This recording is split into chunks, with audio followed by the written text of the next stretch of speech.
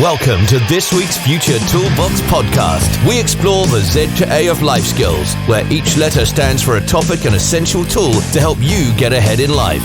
Meet Jules and Mark, creators of the multi-award-winning Future Toolbox, and enjoy their straightforward approach to creating growth mindsets that help people turn their dreams into realities. Whether you're a teen in education, a parent, a teacher, or part of a community group, start creating positive habits from today. Welcome to our latest Z to A podcast with me, Jules and Mark from the multi-award winning Future Toolbox. Hello everybody and welcome back. Now this is where we pick a letter from the alphabet and choose a topic to discuss how you can use some of our tools or tips that will improve your own personal development and life. So over to you for what this episode's letter is. Yeah, this episode's letter, we've picked P for positive change. Now, we're all about positivity. We're all about creating growth mindsets. And we thought that given the time of year we're just coming to, at the time of recording this, we're just coming up to autumn. And lots of people go, oh, the leaves are falling off the trees and it's getting darker and it's getting colder. Oh no, winter. They drop the C word, Christmas is coming and all that. And then they start to get a little bit down and depressed. And for me, and for you, I know you share this. And it's that magical time where the leaves start changing colour. You get all those browns, yellows, greens and everything like that. That smell as well. You get the smell of the autumn. The damp leaves falling on the ground and the damp grass. Well, it's quite a time of year where maybe the weather turns a little bit. But how do you stay positive at that time? Well, it's about adapting to change, isn't it? And I think that's what this is all about, positive change.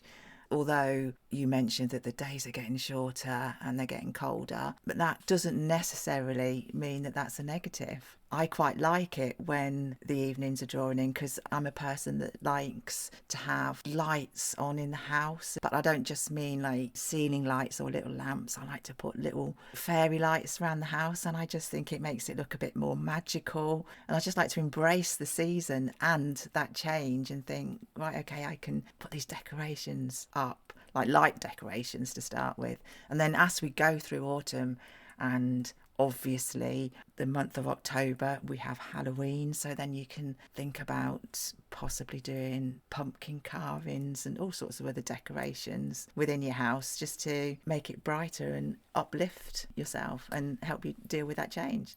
Yeah, it's about creativity, isn't it? And creativity is a great way of expressing yourself. So if you're arty, then that's fantastic. If you're not arty, then that doesn't matter at all because there's loads and loads of other positive things you can do. Why not sit down and read a book instead of going on the internet, going on your phone, going on TikTok or whatever? Create the changes that are going to work for you, that are going to create the positivity. Perhaps watch an educational documentary or something. Yeah, I think also if you're talking about creating positive change, then I think first thing to do is identify what it is that you want to change. What is your why? What are you desiring to do? Because that will help you to create a plan to make that change. Yeah, set a mini goal over this period of time or something like that. Now, talking about positive changes, we're also at that time now where we've said goodbye to summer. And in previous episodes, we were talking about the wonderful summer breaks, and then we're going back to education or work or wherever it is that we're going back to. And we sometimes have these new goals. So if we use a student in education, for example, and I'm going to pick a sixth former. So somebody who's going from mainstream education to sixth form in their own school or maybe to college or further education or something like that. Now, you go through a massive change at this point where you have to go from being a regular learner to an independent learner. And funny enough, we were talking to a friend about this earlier today. It's always a great time to start and create new habits and think, I used to be that student, now I want to be this student. If you're not a student, just replace the word student with whatever you are doing. We create new habits and we want to see a new way forward. And we go forward with it with all these great intentions. And the next thing is we realise, oh wow, it's October, autumn's here and I haven't really changed anything. And then you feel a failure and you think, well, I was going to do this, but I didn't. So no, I failed. The positive way forward is to make the positive change now. Yeah. It's not too late, is it? Oh, it's never too late to Absolutely. make any form of positive change. But equally, in the month of October, you have a short half-term break, which doesn't seem 5 minutes since we were talking about, oh my gosh, the new academic year's here. but the first break is almost upon us. That is always a good time to take a moment or two to sit back and reflect and think, wow, yes, that might have flown past. That might have gone really, really quickly. But assess yourself, reflect on how well you've adapted to your new academic year, because you will have new teachers, new curriculums, a lot of new stuff. And it might have just been a quick whirlwind, but you might need to take a few moments to sit back and reflect on how well I've adapted to this new curriculum. Have I implemented these new habits that I said that I was going to do when I started? Because quite often when you try and change or create a new habit, you start off with amazingly good intentions, do it for a couple of days, and before you know it, you've slipped back into your old habits. So it's a good time to have that moment of reflection. Yeah. It's very, very true. And a habit change is very difficult as well, because we know that it's easy to slip and fall off the wagon, and then it's even easier to beat yourself up and quit. Whereas sometimes it is about making the small changes. So if you're a person who's always a couple of minutes late, it is easy to actually be a couple of minutes early, but you have to change your routine that's going to build up to that. This is something that I talked about in many podcasts I had to do. I was always 9:01, 9:02, 9:03. They were the times I would turn up. I'd never turn up at 9:25 because that's really late. But you were still late. But I was still late. I was still a minute or two late. Sometimes you think, well, that doesn't really matter. But it does. Why is it really difficult not to be there at 8:57? Because that's only a 6-minute swing. If you're 9:03, 8:57 is a 6-minute swing. So it's not actually that difficult. And you don't have to create many new habits to do that, because it's not like you're having to get up an hour early to do things like that. Yeah. We are actually going through a period of change at the moment as well. The reason for that is we've gone back to college. Yeah, we've gone back to college. Yeah, we have signed up for Spanish lessons in the local college. So that entails us twice a week going to college for just over 2 hours each time, which if you're a full-time student, you're probably thinking, oh, wow, that sounds easy, which I do get. However, this has been our second week of being at college, and already we can notice the difference in our amount of time that we have, because obviously, yes, we have to get there. We attend the class, then we get home, and then there's obviously a bit of homework, revision, revising the stuff that we've learnt that day, going back 2 days later. But that's had an impact on our week, and it's meant that for 2 days in our week now, that morning, up until 2 o'clock in the afternoon, we haven't got free like we had before we started the course. So we're having to juggle some other bits around so that we make sure that we can get the things done that we need to do. So we've noticed a change very, very quickly, but it's a positive change because A, we're doing something that we want to do. We want to learn the Spanish. And we're going with some friends and we're making new friends. The teacher's really great. She's positive and she's very supportive, as are the other adult students that are with us. So it is a good positive change, but we're just having to make some adjustments to make sure that we can fit all of this in. And there's also the fact that we have to get outside our comfort zone because we're not allowed to speak English in the classroom, which is something we didn't realise until day one. So it is pushing our comfort zone limits. But again, we're having to go with it. Yeah.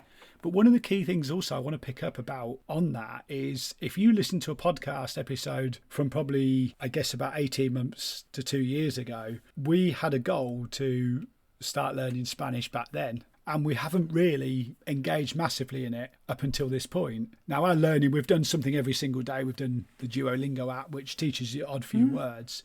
So we could easily sit there and say, well, we talked about this 2 years ago and we failed because we've only just started it now. And if only we'd have done this 2 years ago, and we could get all negative about it. Or we could say, well, we've made the decision. We've made the positive change now. We are doing it now. Okay, it may be a little bit later and we've adjusted our goals from it. But for the last 2 years or so, we've still done a little bit of learning every single day, even if it's been 2 or 3 minutes on an app. And it's something we've really quickly crammed in at the end of the day because we haven't done it, but we've kept our streak going. And the beauty of it is it gives you a daily streak. And neither of us want to break that streak now. And if we broke the streak, do you know what? It doesn't matter if we missed one day, but to us it does. Yeah. So our positive change has been that we've taken it to the next level. The difference as well is, are we going to speak fluent Spanish at the end of the course? The answer is probably no.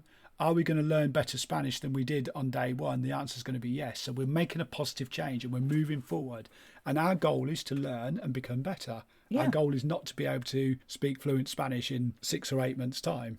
That would be amazing. It would, wouldn't it? But it's not going to happen. It's going to be the goal that we're setting the expectation. Yeah. We'd like to be able to have a conversation with somebody. Yeah. And that's where your positive change comes in. Absolutely. And we sort of mentioned it a little bit earlier in this podcast, but it's understanding your why and what it is that you want to achieve that will help you to achieve your goals. We do want to speak Spanish, or better Spanish, conversational Spanish, because we can very, very easily, we can go shopping, we can go for food, we can go out and socialise, we can order drinks, we can do all of that. But what we can't do is have that conversation in Spanish. So that is what we wanted to learn. I think one of the reasons that it took us a little bit of time to sort something out is what way is best to give us what we want within a time scale that we have got that time twice a week to be able to do that. So college ended up being the best opportunity for us. Absolutely. And it is about making the decision to move forward, whatever your goal is, or a decision to get started. Sometimes we can lose a lot of time, like we've done it before, where we're thinking, well, which one's the best? Let's try this, let's try that, let's try that. And then you don't try any of them at all. Whereas it's like, right, I'm going to go for it and take the leap of faith now and make that decision to get started. We mentioned earlier as well about reflecting on how your new academic year has gone. But it's also a good time if you're having a little bit of a break in whatever it is that you're doing, whilst you're reflecting on that, but also reflect on how well you're looking after yourself, because that is so important in terms of helping you to achieve your goals, helping to keep yourself fit and active and healthy. So, check in on, are you getting the right amount of sleep? Are you eating properly? Are you still drinking fizzy drinks or high energy drinks? Have you managed to cut most of that out and drinking water or something? I don't know what your goals are, but when you're reflecting, don't forget to reflect on your physical and mental health as well. Oh, now I want to talk about something that we've talked about in previous podcasts, and that's all about the controllables and the uncontrollables. Yes. I remember talking a little while ago to a friend who used to complain so much about the weather and the traffic and all of these things that they can't control in life. They'd also complain a lot about stuff that was in the media. Now, it's worth thinking, what impact do these things have on you? So going back to that time of year, the leaves are starting to drop off the trees, it's getting colder, it's getting darker. Can we change that? No. No. When you build your own planet, I suppose you could. Build a planet. Build a planet, create your own planet. But in reality, that's not realistic. We can't change those things. So we're going to have to accept that in October, the weather is going to get a bit colder and it's going to get a bit darker, and it's going to be like that probably till about March next year. We can't control that, so we have to work with it. Mm-hmm. Likewise, the media is always going to churn out those stories that are going to give us bad news and fear-mongering. Can you control that? No. Can you impact it? Yes. You can go on to the good stories, the positive stories. Mm-hmm. You can embrace the change in the season and think, how can I embrace this beautiful wonder of the season changing, and what can I do to get myself outside and enjoy it? That is just all about your own expectations and your own perceptions of the world. So don't try and create that new planet, because that's too difficult. It's far too difficult. Live in the one that you're in at the moment. And enjoy it. Yeah, focus on what you can control. And I think another good thing, and we talked about habits, but another way of describing habits is a routine. We, as human beings, we like routine. We like the fact that you get up at a certain time, you have your breakfast, you go to school, you go to work, you go to college, you go to university, you do whatever, you meet your friends there, you meet your work colleagues, you do your studying, you have a coffee break, you have your lunch, you do your studying, you do your revising, you come home, and then that's your free time. You may go and do your hobby, your sport, or whatever. We do like routine, but make sure that it's a good, positive routine that's satisfying you both physically and mentally. Yeah, routines sound ever so boring, don't they? But we do actually like them as human beings. We like to know where everything is. Many years ago, I remember going into a school, and the school had been closed for a week because there'd been a leak or something like that. There'd been a problem in the school that I had to actually close it and send everybody home. And students were delighted at the news, but after a week, because their routine had been disrupted, they found it really, really hard and didn't know what to do with themselves. And of course, we had the time, sadly, of lockdowns and everything like that and restrictions, where a lot of us didn't know what to do because our routines have been broken. Yeah. So they are very, very key, aren't they? They are. I think routines, they create stability. And when you feel stable, you feel positive. It's when you're feeling uncertain because things have changed, that's when you can lose your positivity in terms of how you're speaking about things, and you could become more negative. So yeah, routines create stability, which creates positive mindset. Absolutely. Now, something I wanted to finish on, a little subject in this podcast, is something I love. On the 20th of October, it's World Statistics Day. Now, I can bore you with my running stats. I can bore you with football statistics. You never bore me with statistics. I never bore you with statistics, do I? Not very much. In fact, about 80% of the time I think I bore you with them, and about 20% of the time you're interested. There's a statistic for you. There you go. But what is World Statistic Day all about? Well, this month is October, but it's actually named October because oct is the Latin word for 8. And this used to be the 8th month until the Romans decided to add an extra 2 months to the calendar. Now, what the Romans thought they'd do is, just to make it really awkward, they'd add them at the start of the year and not at the end of the year. Logically, for me, I would have thought, and also 96% of people agree, that's not a true statistic, by the way, but I logically would have thought that you'd have added them at the end of the year, not the start of the year. So October would still be the 8th month. Octo. There you go. There's a statistic and an interesting stat for you. There you go. And I'm going to chuck one in because when we were looking at this, I saw this one. Did you know that an octopus has 3 hearts? Oh, I did actually. Did you? Yeah, I knew didn't that. know that. No. No. Oh, wow. That's fantastic. Yeah. And also, 8% of people actually have an extra rib. No, I didn't know that one. Yeah. Wow. Yeah. So octopuses have 3 hearts. And we have, 8% of people have an extra rib. Wow, that's cool. Yeah. So statistics are quite vital because all of a sudden we've said the word statistics, and sometimes people think, statistics, that's boring. Why do we need those? First of all, we're using some statistics there, which are actually quite interesting facts. And that opens our mind to think of new things within the world.